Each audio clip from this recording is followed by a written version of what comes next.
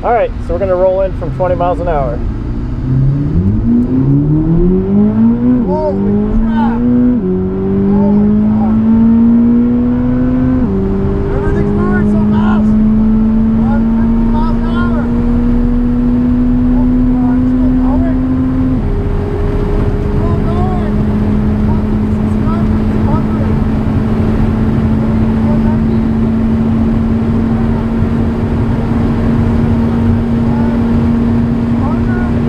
Yo, welcome back to the channel, everyone. Hopefully you guys are having a great rest of your day, start your day, whatever time it may be. And Ford's in trouble, man. They are really in trouble. Now, this is actually very, very, very good because it's always a good thing when companies have competition. If you guys are unaware, the new 2025 C8 ZR1 has been revealed. I'm not even a Chevy person, but I do know this is exactly what Ford needed to have happen. So when the new 2025 as well as 2026 and beyond Shelby models or whatever other specialty trim Mustang releases, they are gonna have to come out with something nasty. Now, you guys saw the intro clip. We have a new 5.5 liter flat plane crank V8 in a Chevy motor that is twin turbo. I don't think you guys understand what that means.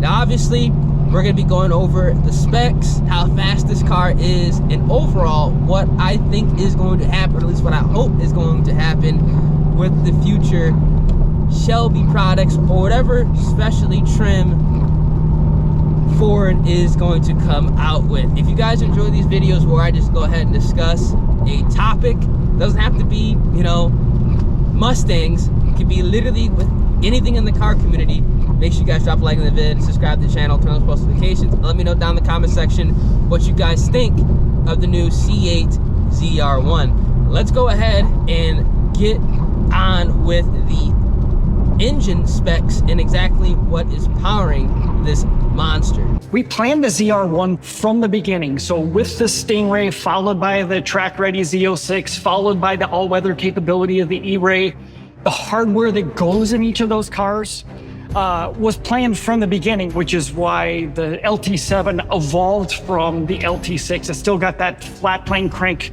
high revving magic, but this time the equipped turbochargers really bring the power to these unbelievable levels. And you know, when you sit and you look at the car, it just looks fast, right? Like every Corvette. How important is it to also keep the design cues that have made this generation of Corvette so special? Well, keeping the foundation lets us keep the fantastic mid-engine proportions. The cues on the ZR1 expand upon its performance. So everything you see on the outside of the ZR1 has some functional purpose, and many of them have more than one functional purpose. The intercooler heat exchanger in the hood, not only does it cool the charge air, but it also helps create front downforce. Let's talk about the numbers. Can you give us a rundown of what ZR1's bringing to the table here? Brad, the numbers are incredible. 1,064 horsepower, more than 800 foot-pounds of torque from 3,000 RPM to 6,500 RPM, more than 1,000 pounds of downforce at top speed, and a quarter-mile time well under 10 seconds. It's gonna be the fastest Corvette that we've ever done.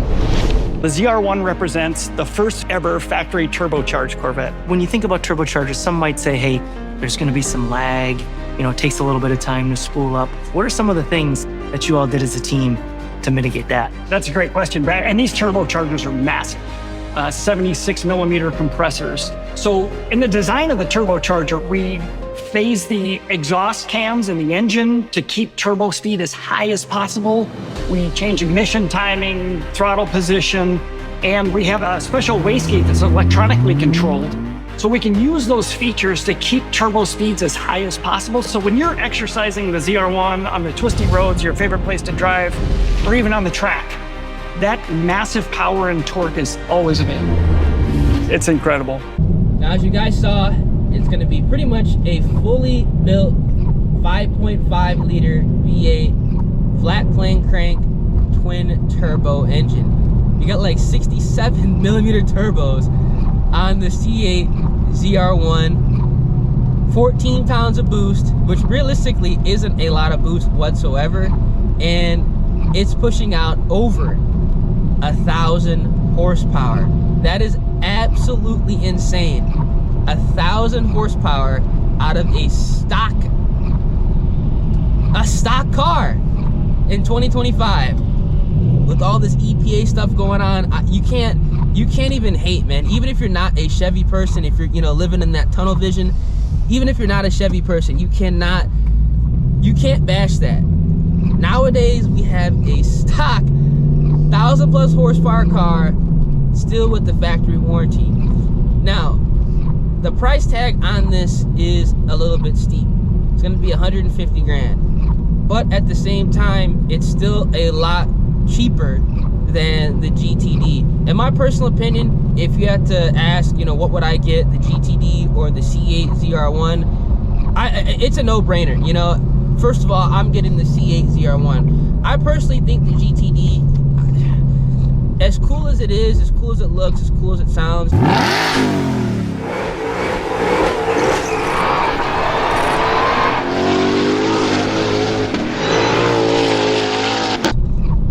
in all reality, you know, it's, in my personal opinion, it is just gonna be like that hype vehicle for Ford, right? It's a vehicle that you're never gonna see on the road. The only time you will see it, if you ever do, is gonna be at like a legit car meet where, you know, there's a set location and time where the car is gonna be at, and odds are it's actually never gonna be turned on. You know, the car is gonna be trailered to and from, so it's just one of those things where it's just like, yeah, it's cool, but are we ever going to see, you know, data on the street? Because in my personal opinion, for cars that expensive, for cars that are boasting that much horsepower, if there isn't like real street data, I'm not talking about, you know, the developers, you know, coverage at a closed course, like real street data, it doesn't really interest me whatsoever, because I mean, it literally could be, you know, an underperforming vehicle. You know, you don't know.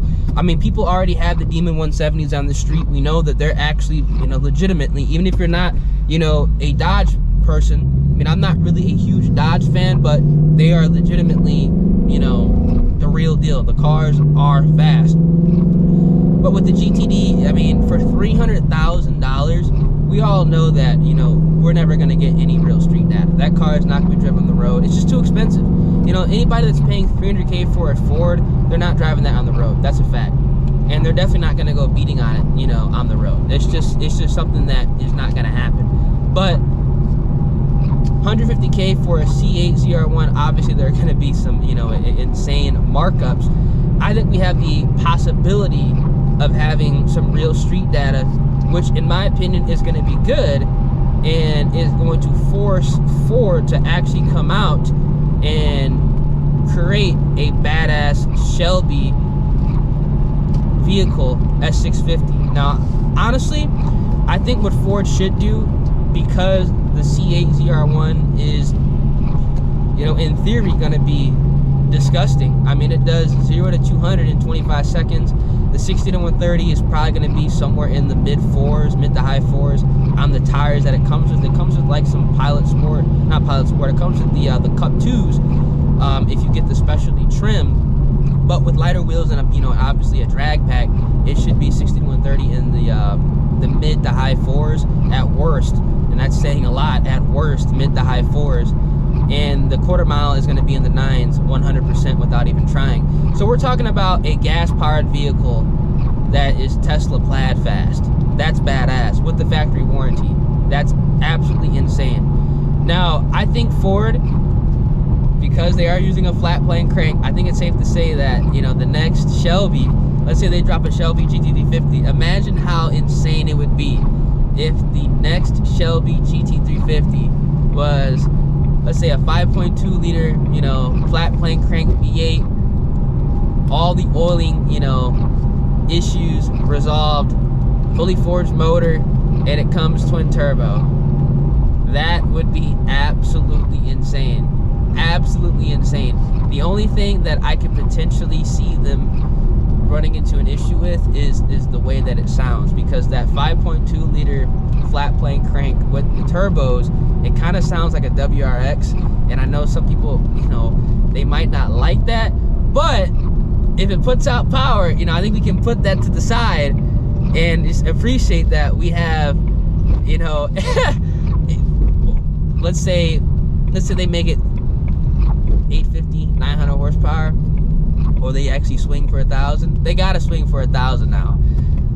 Ford's got the work cut out. I think the next Shelby models are gonna be nasty. If they don't do it with the GT350, maybe they'll have like a Terminator Cobra version where they just put a big supercharger, like a 3.8 supercharger on a 5.2 revised 5.2 Predator or whatever they decide to do, and they shoot for 1,000 horsepower. That would be absolutely insane, man. I really, really hope they go ahead and do something like that to combat the C8 ZR1, because again, I'm not even a Chevy person. I like all makes and models, but I'm a Ford guy. So I really want them to have that 1,000+ horsepower Shelby model from factory with the warranty. I think that would be killer. Now I'm gonna double back on the pricing of the C8 ZR1. 150K, that is not cheap whatsoever, man. In this day and age, cars are just getting more expensive. I mean, the 2024 Mustang GTs are pushing 60K, which is absolutely insane. But horsepower per dollar and having a factory warranty in a stock car that produces, you know, over 1,000 horsepower stock, obviously it's to the crank, it's not to the wheels. I think that is a pretty good deal, all said and done. Now, can you go ahead and build, let's say, a C7 Z06 to make 1,000 horsepower to the wheels for cheaper than 150K? You could, if you knew how to source out the parts and you did your own labor. But at the same time, obviously, you're not going to be retaining that warranty. I'm not one to be worried about a warranty, but I know for a fact when you can actually have a high-powered car that has a warranty, that realistically is going to be faster than you really actually need it to be. I mean, we're talking about a car that is Tesla plaid fast. I mean, dudes are, you know, you need a heads cam 2650 C7 Z06 to be plaid fast. This car is plaid fast, stock out the box, stock rolling out, you know, the dealership. That's kind of insane. So I'm gonna go ahead and just be on the side of the price is reasonable as of right now. The markups are gonna be absolutely insane on here. The ZTK package, you know, is gonna be fetching a very, very pretty penny, but at the same time, 150K for 1,000 horsepower, you know, that's really not bad, man. That's really not bad. And on top of that, the track record with these higher trim Corvettes is very good. People pushed the C6 Z06, people pushed the C7 Z06. People didn't really push the C7 ZR1 just for the fact that I believe they were priced out.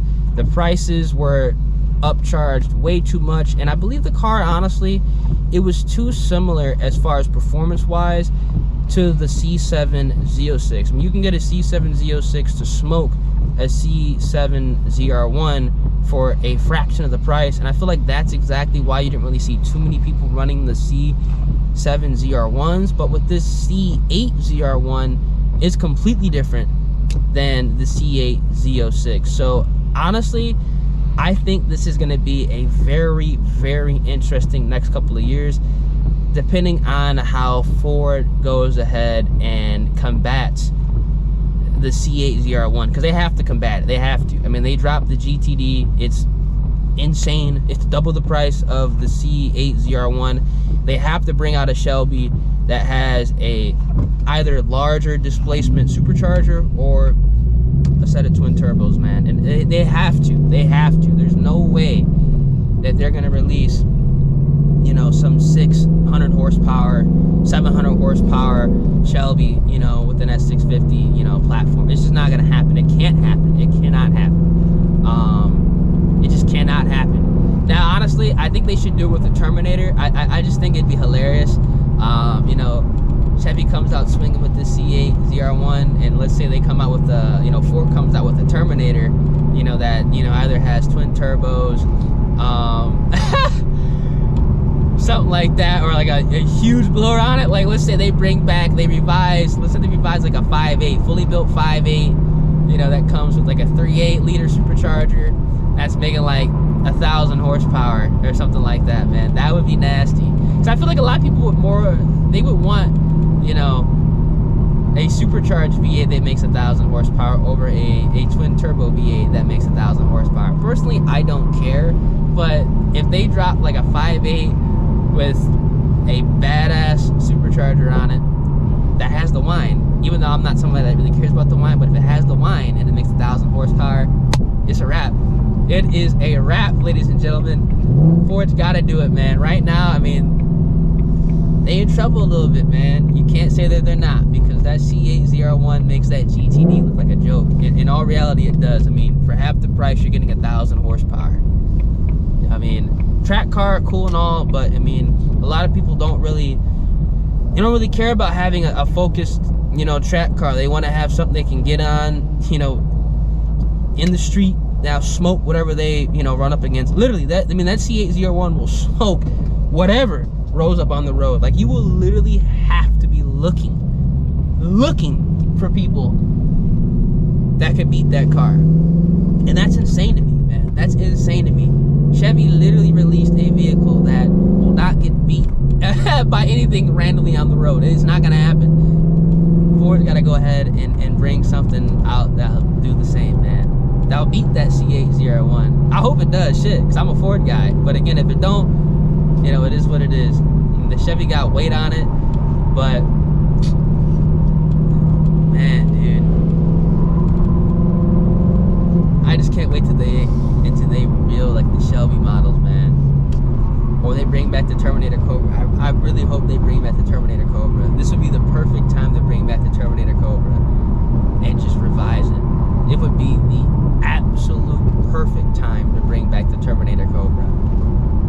Chevy, if you have 1,000 horsepower Corvette, hey, Ford comes in, we have an 1,100 horsepower Mustang.